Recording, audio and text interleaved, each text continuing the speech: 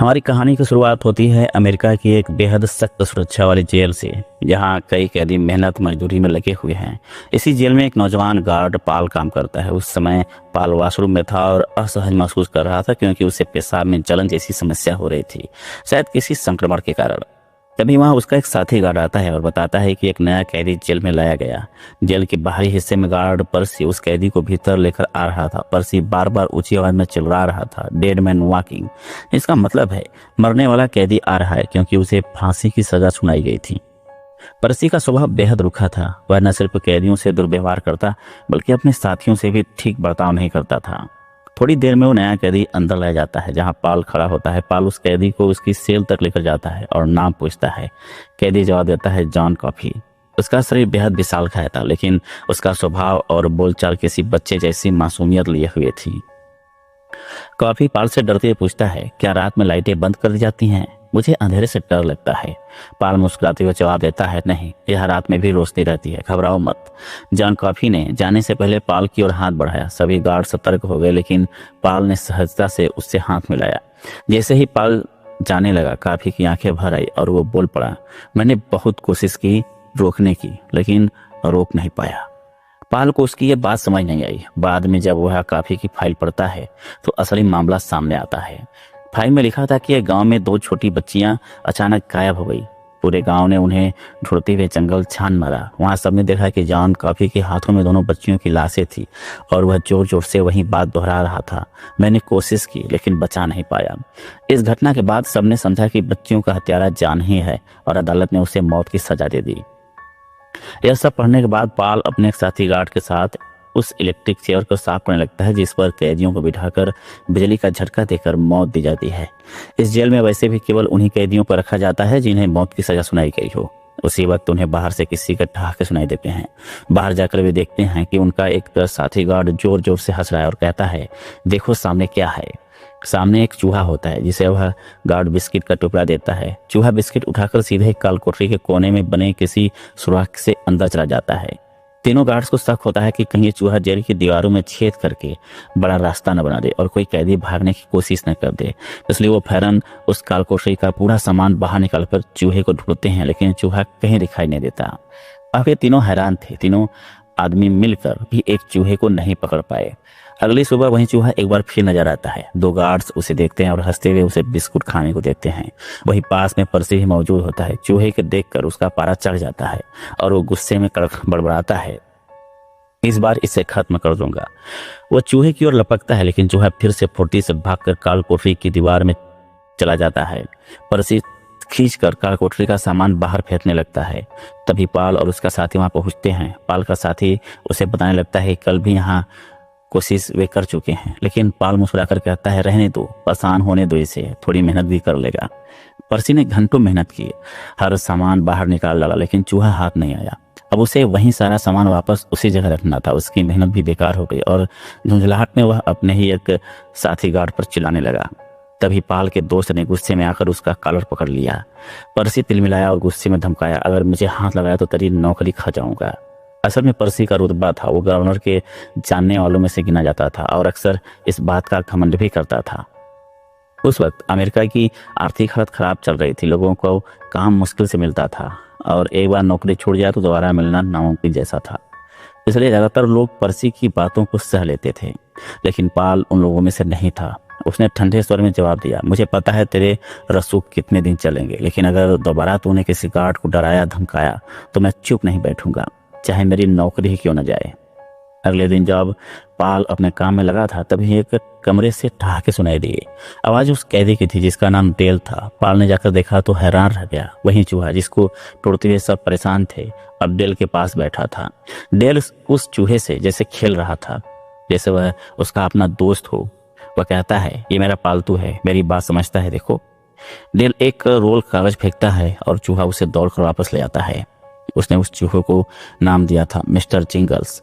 पास की सेल से John coffee की आवाज आती है, तुम्हारा चूहा बहुत होशियार है। कॉफी की आवाज में मासूमियत थी। उसके विशाल शरीर के भीतर एक मासूम बच्चा जैसे बसता था। उसी दिन पाल को जेल के वार्डन हेल ने बुलाया। हेल और पाल अच्छे दोस्त भी थे। हेल गंभीर था और चिंता उसके चेहरे पर साफ झलक रही थी। उसने बताया, एक नया कैदी आने वाला है, बेहद खतरनाक है, चोरी के दौरान 3 लोगों को मार चुका है, जिनमें एक गर्भवती महिला भी थी। हेल ने कुछ देर रुक कर फिर भारी मन से पाल को बताया, मेरी पत्नी को ब्रेन ट्यूमर है और डॉक्टरों ने जवाब दे दिया है, उसका ऑपरेशन भी नहीं हो सकता, बस अब वक्त की बात है। कहते कहते उसकी आवाज़ भर्रा गई। मुझे समझ नहीं आता उसे कैसे बताऊं कि वो मरने वाली है। हेल की आंखों में आंसू थे, लेकिन वो उन्हें गिरने नहीं दे रहा था। अगले दिन पाल जेल के दरवाजे पर खड़ा था, नए कैदी विलियम्स की अगवानी के लिए, लेकिन उसके लिए खड़ा रहना भी मुश्किल था। उसकी बीमारी अब और बढ़ गई थी। तभी पास की सेल से जान काफी ने धीरे से आवाज लगाई, संभल कर रहना पाल, जो आ रहा है वो आसान इंसान नहीं है। अभी बात पूरी भी नहीं हुई थी कि शोर मचने लगा। नए कैदी विलियम्स को लाते हुए कार से झड़प हो गई। वह अचानक ही हिंसक हो गया था। पाल जैसे उसे संभालने पहुंचा, विलियम्स ने उस पर वार कर दिया, बिल्कुल उसके पेट और कमर के बीच, ठीक वहीं जहां पाल पहले से ही पीड़ा में था। पाल दर्द से चीखते हुए गिर पड़ा। उसने किसी तरह उठकर रिवॉल्वर तानी, लेकिन विलियम्स ने एक गार्ड को ढाल बना रखा था। वहीं पर्सी किनारे खड़ा था, डर से कांपता हुआ। पाल चिल्लाया, कुछ कर, हमला कर इस पर, लेकिन पर्सी हिल भी नहीं सका। तभी एक और गार्ड आया। उसने झपट कर पर्सी के हाथ से डंडा छीना और विलियम्स पर वार किया। आखिरकार वो काबू में आ गया। सब गार्ड अपने अपने काम में लग गए, लेकिन पाल अभी भी दर्द से तड़प रहा था। वो पेट के बल जमीन पर लेट गया। तभी फिर से जान काफी की आवाज आई, पाल 1 मिनट मेरे पास आओ। पाल दर्द में ही घसीटता हुआ उसकी सेल के पास गया।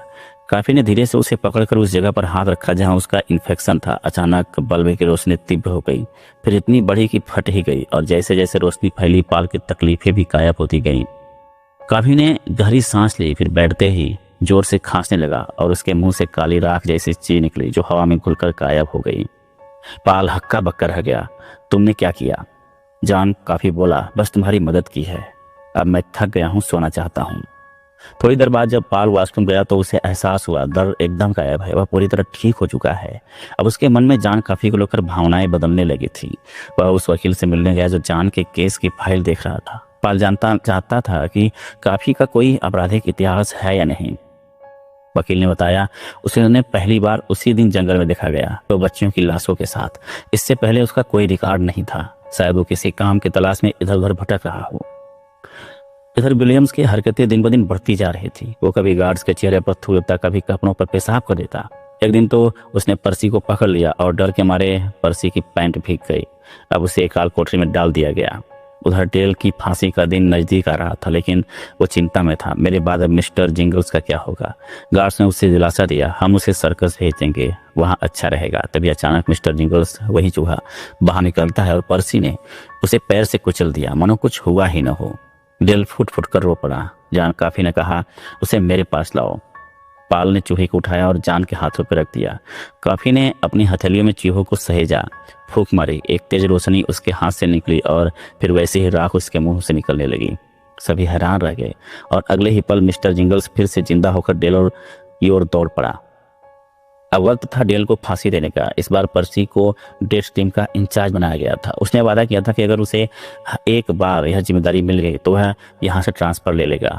डेल को इलेक्ट्रिक चेयर पर बिठाया गया। नियम के अनुसार सजा देने से पहले कैदी के सिर पर एक गीला स्पंज रखा जाता था, ताकि करंट सीधे दिमाग तक पहुंचे और मौत कम तकलीफ दे हो।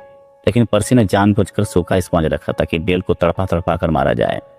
डेल की मौत भयानक थी। पाल और बाकी गार्ड्स दहल गए। पाल गुस्से से पर्सी पर बरस पड़ा, अगर अब तू यहाँ से नहीं गया तो मैं सबको बता दूंगा कैसे तू विलियम से डर गया था, कैसे तू फेल हो गया था एक सच्चे गार्ड के रूप में, और कैसे तूने अपनी पैंट गीली की थी। पर्सी डर गया और बोला, मैं जल्द ही ट्रांसफर ले लूंगा। जब पाल जान के सेल के पास गया तो देखा काफी चुपचाप रो रहा था। उसने कहा, मैं डेल का दर्द महसूस कर सकता था और मिस्टर जिंगल्स ने भी वो सब महसूस किया, इसलिए वो भाग गया। फिर वह फुसफुसाया, मैं बहुत थक गया हूँ पाल, अब बस सोना चाहता हूँ। कहानी अब पाल के घर पहुंचती है, जहां वह लंच कर रहा था। उसके साथ जेल में काम करने वाले बाकी गार्ड्स भी मौजूद थे। माहौल हल्का था, लेकिन बात घूमते घूमते फिर जान काफी पर आ गई। पाल ने बताया कि जॉन ने उसका ब्लैडर इन्फेक्शन चुटकियों में ठीक कर दिया था, और सब उस घटना को याद करने लगे जब जॉन ने मिस्टर जिंगल्स उस छोटे से चूहे को भी मौत से वापस लौटा दिया था। का ध्यान एक ही बात पर था, क्या वार्डन हेल की पत्नी की मदद की जा सकती है, जिसे ब्रेन ट्यूमर है और जिसे डॉक्टर्स ने जवाब दे दिया है। उन्होंने एक योजना बनाई।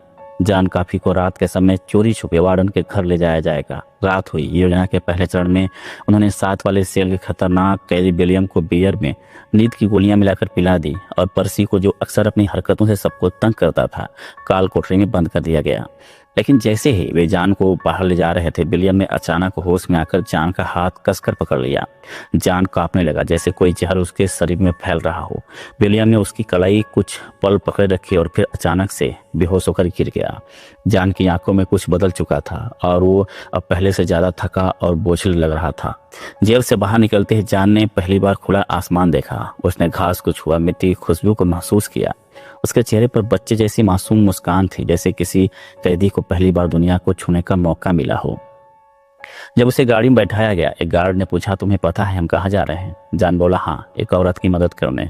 वह खुद नहीं जानता था उसे यह कैसे मालूम हुआ। वार्डन हेल के घर के बाहर गाड़ी रुकी। दरवाजा खुला, लेकिन हेल डर गया। उसे लगा जैसे कोई कैदी भागकर उसके घर पहुंचा हो बदला लेने। उसने बंदूक उठा ली। तभी पाल आगे बढ़ा और बोला, हम मदद करने आए हैं। हेल, तुम्हारी बीवी की मदद की जरूरत है। हेल चौंका, लेकिन उन्हें घर के अंदर ले गया। वार्डन की पत्नी अब होश में नहीं थी। ट्यूमर ने उसकी सोचने समझने की शक्ति छीन ली थी। वह बिस्तर पर बेसुध सी पड़ी थी। जान धीरे से उसके पास गया। पत्नी ने उसे देखा और पूछा, तुम्हारा नाम? जान मासूमियत से बोला, जान कॉफी। पीने वाला कॉफी? बस स्पेलिंग अलग है। फिर जान ने धीरे से अपना चेहरा उसके चेहरे के करीब किया और जैसे उसकी बीमारी को अपने अंदर खींच लिया। लेकिन इस बार हर बार की तरह जान के मुंह से राख नहीं निकली। वह कांपने लगा, पसीने से भीग गया। महिला पूरी तरह ठीक थी, लेकिन उसे अपनी बीमारी याद नहीं थी। सब कुछ जैसे मिल गया हो। उसने दोबारा पूछा, तुम कौन हो? जान नाम बताने ही वाला था कि महिला खुद बोल उठी। जान काफी मुस्कुराई और कहा, मैंने एक सपना देखा था जहां सब कुछ अंधेरा था, लेकिन तुम रोशनी बनकर आए और मुझे बाहर ले आए। उसने अपने गले की चेन उतारी और जान को पहना दी, फिर उसे गले से लगा लिया। अब जान को दोबारा जेल वापस लाया गया, लेकिन उसकी हालत बहुत बिगड़ चुकी थी। उधर पर्सी को काल कोठरी से बाहर निकाला गया, यह शर्त रखती हुई कि वह जल्द ही ट्रांसफर ले लेगा। जैसे ही पर्स जान के सेल के सामने से गुजरा, जान ने उसका हाथ पकड़ लिया और अचानक जान ने वह सारी बीमारी जो उसने हेल की पत्नी से खींची थी पर्सी के शरीर में डाल दी। पर्सी लड़खड़ाता हुआ चला और पहुंचा विलियम के सेल के पास और बिना किसी चेतावनी के उस पर गोलियां बरसाने लगा। विलियम की मौके पर ही मौत हो गई और फिर पर्सी खुद जमीन पर गिरकर तड़पने लगा। उसके मुंह से भी वही राख जैसी चीज निकल रही थी जो पहले जॉन से निकलती थी। पाल अब समझ चुका था जान ने वह बीमारी पर्सी को क्यों दी। इसने जान से पूछा, तुमने ऐसा क्यों किया? जान शांत स्वर में बोला, ये दोनों आदमी बहुत बुरे थे। विलियम ने जब मेरा हाथ पकड़ा तो मैंने उसके अंदर देख सका। अगर तुम चाहो तो मैं तुम्हें भी दिखा सकता हूँ। आओ मेरा हाथ पकड़ो। पाल ने जैसे जान का हाथ पकड़ा, उसकी आंखों के सामने एक सच्चाई खुलने लगी। वो सच्चाई जो किसी को अब तक नहीं पता थी। जान को जिन 2 बच्चियों की हत्या के लिए दोषी ठहराया गया था, वास्तव में उन्हें विलियम्स ने मारा था। जान तो बस उन मासूम बच्चियों को बचा नहीं पाया और दुनिया ने उसे ही हत्यारा समझ लिया। अब पाल को सब कुछ समझ आ गया था। पर्सी के जरिए जान ने विलियम्स से बदला लिया था, लेकिन अपने तरीके से। अगले दिन वार्डन ने पाल से पूछा, क्या मेरी पत्नी के साथ जो कुछ भी हुआ उसका इस हंगामे से कोई संबंध है? पाल ने सीधा जवाब नहीं दिया, बस शांत रहो। उधर पर्सी को उसी मानसिक अस्पताल में भर्ती करा दिया गया जहां वह खुद ट्रांसफर होने की सोच रहा था। अब पाल की नजरों में जान सिर्फ एक कैदी नहीं बल्कि एक चमत्कार था, एक फरिश्ता था। पाल जान से मिलने गया और पूछा, तुम चाहते हो क्या हो? उसने कहा, अगर तुम चाहो तो मैं तुम्हें बहुत दूर भेज सकता हूँ, एक ऐसी जगह जहाँ कोई तुम्हें ढूंढ नहीं पाएगा। लेकिन जान ने सिर झुका लिया और कहा, मैं थक गया हूँ पाल। इंसानों के बीच रहकर थक गया हूँ। हर रोज उनकी दुख, उनकी नफरत, उनके पाप महसूस करता हूँ और अब नहीं। तो मैं भगवान को क्या जवाब दूंगा? पाल की आंखों में आंसू थे। तुम मुझे सजा दोगे तो मेरी ही मदद करोगे, जान ने कहा। पाल ने जान से पूछा कि वह मरने से पहले कुछ खास चाहता है। जान ने कुछ खाने की चीजें मंगवाई और एक पुरानी फिल्म देखने की ख्वाहिश जताई। सभी गार्ड्स ने मिलकर जान की वो फिल्म दिखाई। एक आखिरी सुखद पल उसके लिए था। फिर आया वो दिन जिस दिन जान को दुनिया को अलविदा कहना था। गार्ड उसके पास पहुंचे। जान ने मुस्कुराते हुए कहा, आज मैंने एक सपना देखा। मिस्टर जिंगल्स सर्कस में है, बच्चों के बीच, और वो 2 बच्चियां भी वहां हैं जिन्हें मैं बचा नहीं पाया। जान को इलेक्ट्रिक चेयर पर बैठाया गया। उसके सामने उन बच्चियों के माता पिता बैठे थे। वह की आंखों में नफरत थी, माँ की आंखों में दर्द। जान ने कुछ नहीं कहा, बस बाल से एक ही विनती की, कृपया मेरा चेहरा मत ढको, मुझे अंधेरे से डर लगता है। पाल ने उसकी बात मान ली। एक एक सेकेंड भारी लग रहा था। पाल का दिल कांप रहा था क्योंकि उसे पता था कि वो एक मासूम की जान ले रहा है। आखिरी बार जब जान ने पाल का हाथ थामा, कुछ न कहा, सिर्फ आंखें से धन्यवाद कहा और फिर बिजली का स्विच ऑन हुआ। जान का भी इस दुनिया से चला गया। अब कहानी वर्तमान समय में लौटती है। एक बूढ़ा हो चुका पाल अपने दोस्त एली को यह सब सुना रहा था। उसने बताया कि उस रात के बाद किसी को भी मौत की सजा नहीं दी गई। सभी गार्ड्स ने ट्रांसफर लेकर उन जगहों पर काम करना शुरू किया जहां नाबालिग अपराधियों को सुधारा जाता था। कोई इस पूरी कहानी पर यकीन नहीं हुआ। पाल उसे सुबह की अपनी वाक पर ले गया, उसी पुरानी लकड़ी की झोपड़ी की तरफ। अंदर जाकर उसने उसे कुछ दिखाया। मिस्टर जिंगल्स, वही चूहा, अब भी जिंदा था। एली चौंक गई। पाल ने कहा, शायद जब जान ने इसे बचाया था तब उसने अपनी शक्ति का एक छोटा हिस्सा इसे दे दिया था, इसलिए आज भी जिंदा है। और जब उसने मुझे सब कुछ दिखाया था तो शायद वो शक्ति का एक हिस्सा अनजाने में मुझे भी दे गया। मैं आज 108 साल का हूँ, अपना पूरा परिवार खो चुका हूँ, अब बस तुम ही बची हो। एली के भी कुछ समय बाद मृत्यु हो गई। अब पाल अकेला था, अपने बिस्तर पर लेटा उन सभी चेहरों को याद कर रहा था जिन्होंने उसकी जिंदगी को छुआ था। वो बुदबुदाया, अब जान ने एक चूहे को लंबी उम्र दे दी तो मैं फिर भी इंसान हूँ। शायद यही मेरी सजा है, यही मेरा प्रायश्चित है। दोस्तों, अगर आपको यह कहानी पसंद आई हो तो दिल से एक लाइक कर देना, चैनल को सब्सक्राइब करना मत भूलना। मिलते हैं अगले वीडियो में एक नई कहानी के साथ।